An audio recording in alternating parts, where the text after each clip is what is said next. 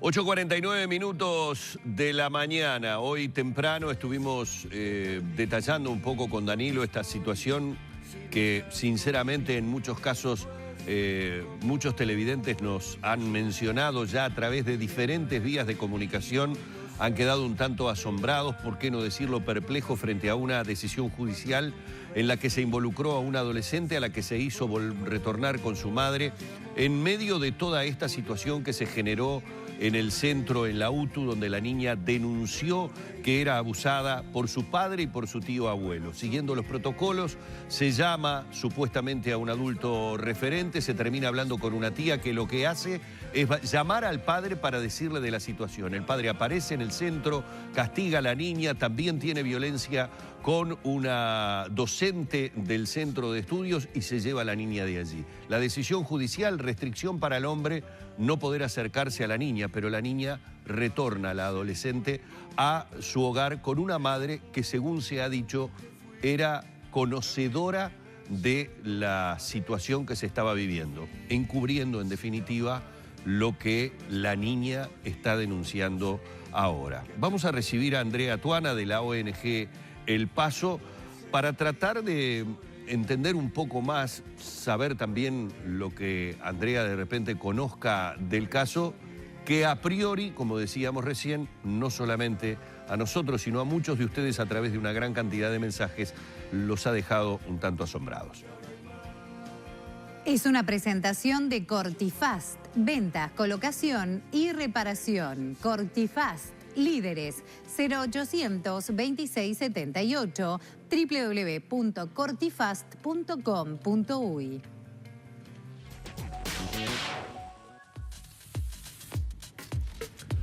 Bueno, ya estamos, como decía Humberto, y presentaba el caso con Andrea Tuana, que ha estado, bueno, un poco siguiendo el hecho y incluso van a tener algún tipo de participación con algunos talleres que se van a brindar. Ayer, una de las voces que más se repetían entre los profesores, por más que no querían dar la cara por una cuestión de no identificar exactamente a la alumna o también de propio miedo de los docentes en ese núcleo educativo, una de las cosas que más se repetía eran críticas a las fallas del sistema policial y a los operadores judiciales. Bueno, lo primero que quiero decir es que la actuación fue tremenda. Lo peor que se podía hacer en una situación así fue lo que se hizo y lo que se sigue haciendo. El peor miedo y terror que tiene un niño, una niña adolescente que sufre violencia, abuso sexual, no es que continúe el abuso, eso es algo horrible, pero lo peor es contarlo, romper el secreto y que no reciba ayuda. En este caso, eso fue lo que sucedió. No solamente no recibió ayuda, sino que además volvió a la casa donde no la protegen, no le creen y la violentan. Entonces, sin duda, hubo una falla enorme en el sistema de justicia. Nosotros la identificamos claramente en la omisión de la Fiscalía, porque fue un delito de flagrancia y se debería haber tomado una medida en ese momento con el agresor y además también con la mamá, que también la agredió, y en el juzgado especializado. Claro, la madre también la agredió, Andrea, porque no lo habíamos mencionado hasta el momento. Toda la información que surge del centro educativo es que la mamá estaba al tanto de la situación, o sea, era parte de ese sistema de violencia y además cuando el padre va a buscarla, la madre estaba en el auto esperándola y la sube a los cachetazos y a las patadas arriba del auto. Sí, los docentes dicen que incluso hay alguna cámara perimetral que registra la situación. Pero además, digo, claramente, ¿no? La chica manifestó, como sucede en algunas situaciones, que la mamá estaba al tanto de que ella estaba sufriendo estas situaciones. O sea, estamos hablando de que la devolvimos al infierno. Este tiempo que pasa entre el viernes, donde sucede el hecho, y ayer, que es cuando se judicializa en forma directa o se va intentan ir al fondo del asunto, este tiempo, viernes, sábado, domingo, lunes, martes, miércoles, ¿puede haber hecho que ella cambiara ese relato inicial? Pero por supuesto, eso es lo que sucede. Los niños, niñas y adolescentes se retractan por muchísimas razones. Por miedo, pero también por lealtades familiares, por ambivalencia, porque contaron y se armó tal desbarajuste familiar que mejor volver a decir que todo es mentira y mantener la situación bajo control en cierta medida, aunque tenga que seguir soportando la situación. Es obvio, es lógico que esta chiquilina que fue devuelta a ese hogar durante 4 días y que convivió con una familia que no le cree, que no la apoya y que la violenta, claramente lo que hizo fue una retractación, y esa retractación es un modo de sobrevivir. ¿Cómo haces vos? ¿Cómo vas a volver al juzgado a decir que sí, que te querés ir, que te violentan, que te abusan, si no tenés la garantía, porque ya lo dijiste? ¿Y qué te pasó cuando lo dijiste? Vino tu padre, te agarró de los pelos adelante de todo el mundo, porque esto me parece que es importante decirlo. La mayoría de los violentos lo hacen dentro de las 4 paredes del hogar, no lo hacen con personas que están mirando, se cuidan mucho. Este señor claramente es un señor que además muestra unos niveles de riesgo muy grandes, ¿no? No solamente lo hace públicamente, la revienta, sino que además también amenaza y pega de alguna forma personas que son parte de una institución pública. Entonces es muy grave, los niveles de riesgo de este señor son muy graves. Y la mamá hace lo mismo. Entonces a mí me parece que pensar que lo que ella manifiesta es realmente su voluntad, es desconocer por completo y tener una enorme ignorancia de cómo funcionan las situaciones de violencia, qué le pasa a las víctimas de violencia, qué le pasa a un niño, por qué se retracta. Y decir... Pero los operadores judiciales de familia especializada que están a diario con esta situación, ¿no son capaces de verlo? Evidentemente no. Yo quisiera saber qué formación tienen esos profesionales, si realmente han tenido formación en violencia, si saben lo que es una retractación, si saben valorar el riesgo. ¿Quién valoró el riesgo el día viernes? ¿No? Supuestamente la actuación fue de juzgado especializado y de fiscalía de flagrancia. Por teléfono, la jueza especializada estaba de turno. O sea, la policía le relató por teléfono la situación y ella por teléfono dio una orden. O sea, hay una valoración de riesgo o completamente equivocada o se hizo caso omiso al riesgo, ¿no? Insisto, al riesgo de un señor que es capaz de violentar no solamente a su hija, sino a otras personas en el espacio público, que además estaba indicado como abusador sexual o denunciado como abusador sexual, y le ponemos una medida de restricción, cuando sabemos que las medidas de restricción en personas que tienen alto riesgo no las cumplen y lamentablemente tenemos que ver situaciones ¿quién la controla dramáticas? en este momento esa medida de restricción? Nadie. ¿Cómo podemos saber nosotros que mientras estamos desarrollando esta nota, esa persona no está violando esa medida de restricción? Máxime tomando en cuenta que si volvió con la madre y la madre estaba en conocimiento de la situación, como según se dice, perfectamente puede estar en connivencia y en contacto con el señor, con el esa señor persona. puede estar en la casa. Yo sé que la policía hace un seguimiento, pero la policía llega a la casa y tampoco va a registrar toda la casa, ¿verdad? Entonces, y además cuando la policía se va, ¿cómo no sabemos que ese señor no vuelve a entrar, no vuelve a violentar? ¿Cómo sabemos que en esos 4 días ese señor no la violentó o su mamá no la golpeó, sus hermanos, el tío abuelo que también era denunciado por abuso sexual y no tuvo ninguna medida durante 4 días? ¿En qué cabeza cabe que nosotros recibamos una situación de tal extrema gravedad y riesgo y pongamos una audiencia para el día miércoles? Del viernes al miércoles dejamos a esta chiquilina en la más absoluta soledad, a expensas de poder sufrir cualquier clase de violencia y además toda la tortura psicológica y la presión psicológica que debe haber sufrido por parte de su familia. Tenemos información de que una hermana de ella llamó a un canal de televisión para decirle que ella estaba mintiendo, que todo era mentira. Y esa hermana estuvo conviviendo todos esos días. Entonces, ¿por qué esa hermana dijo eso? Y bueno, porque imagínense el miedo de todos los que... Yo le vi el ojo y la cara no era mentira. ¿Verdad? El ojo totalmente violeta, amorotonado, de golpes, de dientes de golpes. Absolutamente. Digo, no sé el resto del cuerpo, eso lo habrá determinado el forense, pero el rostro era evidente de golpes. Ahora, independientemente de que pueda o no la niña retractarse, y obviamente todos, basta tener medio dedo de frente para darse cuenta que la situación es de evidente presión. Hay una situación de violencia, lo dijiste en la nota, hay hasta cámaras perimetrales que muestran, además de lo que hizo con la docente, o sea, que muestran la violencia. Allí no se puede actuar de alguna forma como para generarle algún tipo de protección al adolescente. Igualmente, mientras te escuchaba el relato, uno inmediatamente piensa, ya es tarde, el daño es enorme y el daño uno supone que se ha hecho por esta situación, ha quedado totalmente sola, sin ningún tipo de ayuda, pero lo de la violencia es una cosa que se puede constatar porque hay imágenes, porque hay testigos, y por bueno... supuesto. Por eso decimos lo de la flagrancia. Es un delito gravísimo que un padre violente, pegue, castigue, arrastre a una hija, porque además la hija lo denuncia por ser abusador sexual. Además, digo, no hay ningún fundamento, ¿verdad?, que justifique la violencia, pero... No. El hombre claramente se estaba defendiendo y se estaba queriendo cubrir.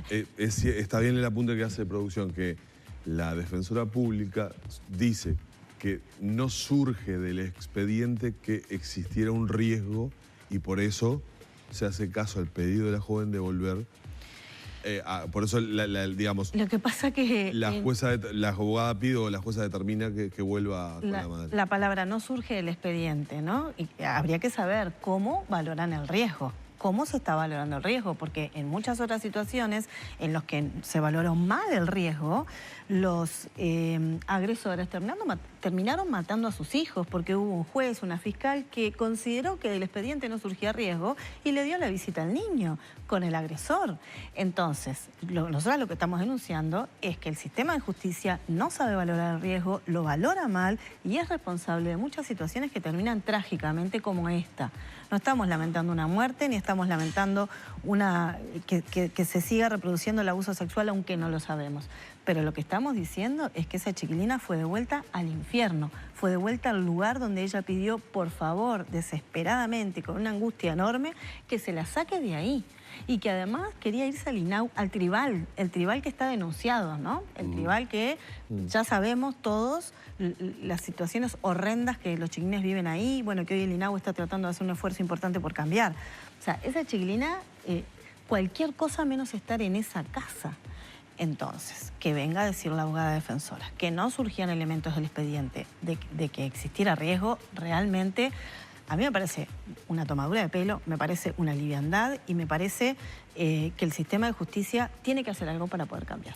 Además, hay otro elemento que a uno también no le queda muy claro, porque, a ver, si a mí me golpean la puerta de mi casa y un vecino me denuncia una situación delictiva, ¿yo qué hago como ciudadano y como vecino? Agarro el teléfono y llamo a la policía.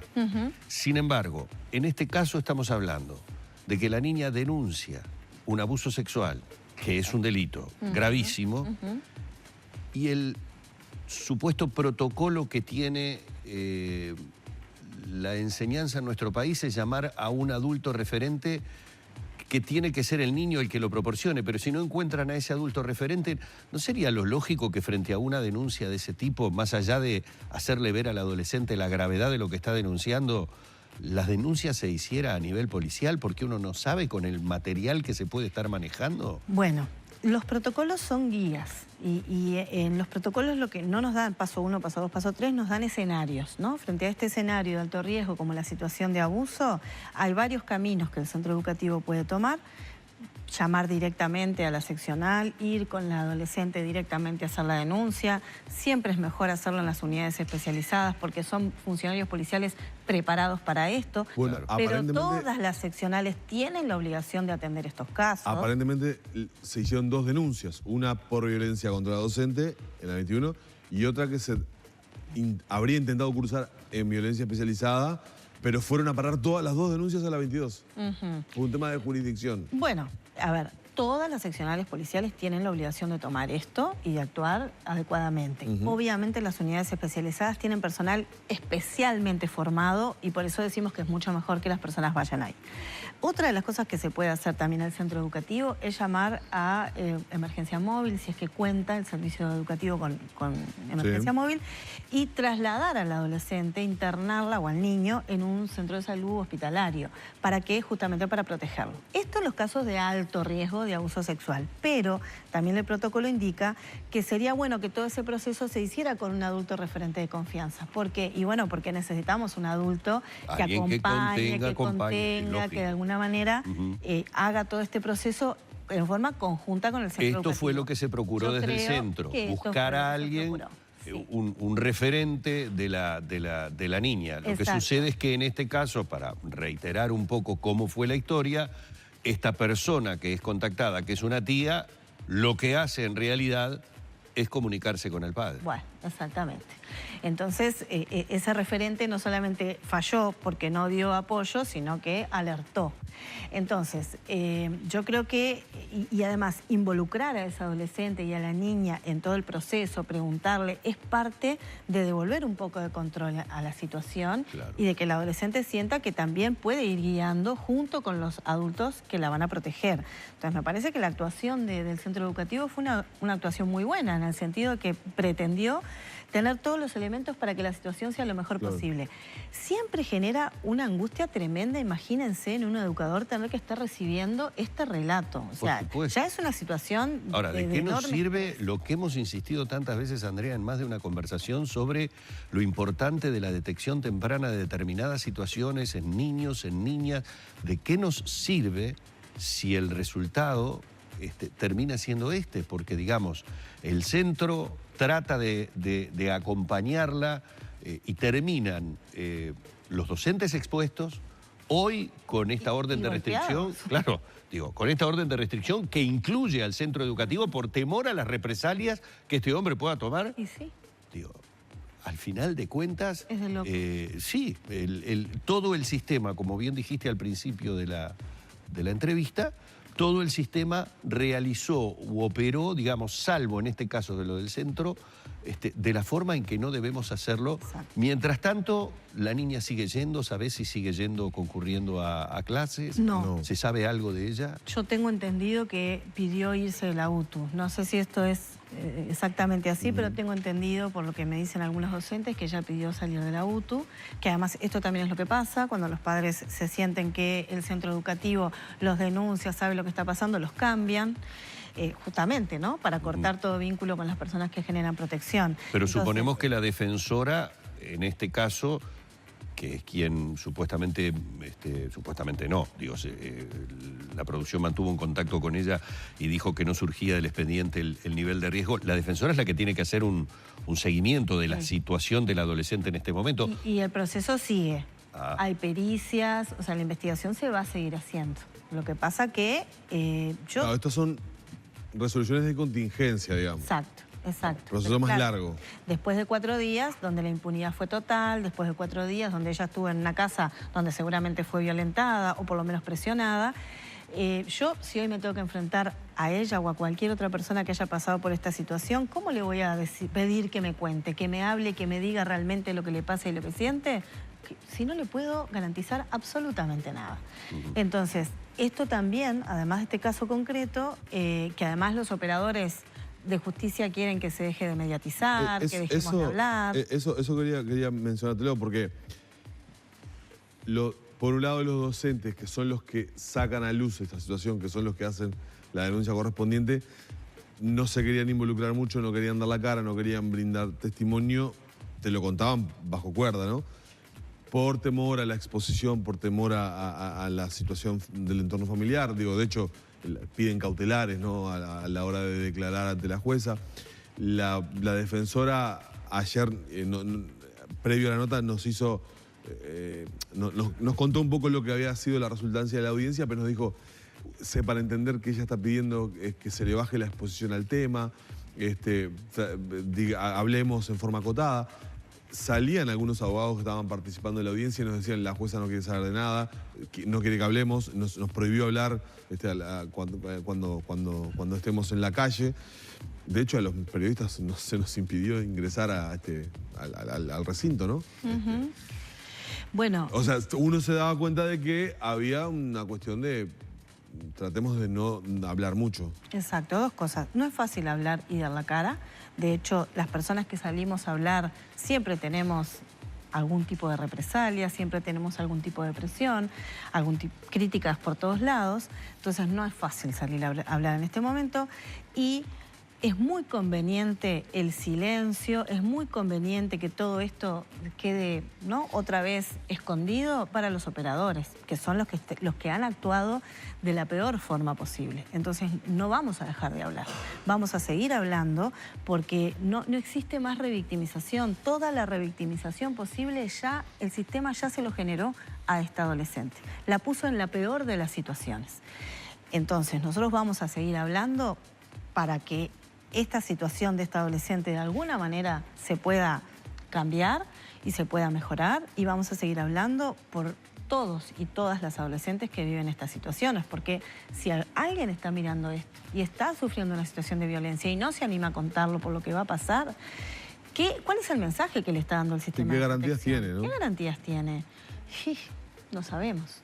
Nosotros todo el tiempo estamos diciendo a los chiquilines, ustedes hablen, cuenten, digan, pidan ayuda a una persona de su confianza, en su centro educativo. Les estamos diciendo a los docentes, ustedes traten de escuchar, de ver, de detectar. ¿Para que pase esto? Entonces, esto es gravísimo, tiene que marcar un antes y un después, y realmente a quienes queremos escuchar es a las autoridades. Pero no solamente a las autoridades del sistema de justicia, que son responsables, queremos escuchar también a los otros organismos de protección que digan, que puedan expresar qué piensan de esta actuación, cómo se deben hacer las cosas. Necesitamos voces de responsables, voces de instituciones con competencia en este tema para que opinen sobre esta situación. Al pasar tantos días, Andrea, desde el absoluto desconocimiento te pregunto, pero y habiendo manifestado teóricamente por lo que tú decías y se escuchó decirle a la propia adolescente que quería ir a un centro del INAU, ¿no debió haber habido una aparición institucional del INAU para interesarse en el tema, o lo hizo y no lo sabemos? Sí, porque hubo una denuncia de la línea azul, es decir, tomó intervención por ese lado. Claro, pero realmente aquí quien tiene la primer palabra es la Fiscalía Penal. Es quien tiene la primer palabra, porque si yo mañana voy por la calle y viene una persona y me pega un piñazo, un vecino me pega un piñazo, me arrastra de los pelos, al primer lugar que voy a ir es a penal. Claro. A ver, ¿no? Que lo llamen a responsabilidad, es un delito, que lo pongan en prisión preventiva. ¿Cómo sé yo que esta persona mañana no va a venir con un revólver y me va a matar? ¿No? Hasta que se hagan las investigaciones que se tengan que hacer y después se verá si es todo lo que se haya que hacer. Pero esto es un delito. Claro, no podemos olvidarlo. Para entenderlo mejor, vivimos hablando muchas veces de la prisión preventiva de determinadas personas para que no alteren prueba, o la prisión preventiva para que no modifiquen una escena. O por riesgo. En este caso, ¿qué modificación más grande que la de presionar, Exacto. tener la posibilidad de presionar en forma directa y a través de la violencia y de la agresividad a alguien para que cambie su discurso? O por el riesgo de que haga algo. En este caso no sucedió, pero ¿cuántos abusadores han asesinado a sus víctimas para que se callen la boca, para que no hablen? Sí, y además, lamentablemente antes de la entrevista y simplemente por algunos casos de los últimos tiempos, recordábamos niñas y niños muertos por sus violadores, abusadores, justamente por el temor a que realizaran la denuncia. En este caso ya no es ni el temor, la denuncia fue realizada. Fue realizada. Si yo te robo el auto, yo voy presa. O sea, es flagrancia, prisión preventiva, porque te robé el auto. Y es una cosa. Esto es un adolescente, una vida humana. Entonces, es realmente algo incomprensible, insisto, acá tiene que haber un antes y un después. Andrea, tenemos que cerrar, pero ¿cómo sigue esto? ¿Ustedes pueden hacer algo? ¿Pueden interiorizarse, seguir el caso, saber qué es lo que está pasando con esta joven? Nosotros vamos a intentar hacer un seguimiento, vamos a intentar comunicarnos con las distintas instituciones que están trabajando y vamos a acercarnos al centro educativo porque realmente ellos vivieron una situación también terrible y queremos apoyar a ese equipo. Bien. Andrea Tuana, de la ONG El Paso, bueno, tratando este tema que ayer Danilo siguió en su aspecto judicial, en realidad en todo el caso y todas las aristas que ha tenido. Veremos en definitiva las derivaciones y fundamentalmente las decisiones. De todas maneras, era bueno realizar un repaso, lamentablemente, de todos los malos pasos que se habían dado hasta el momento.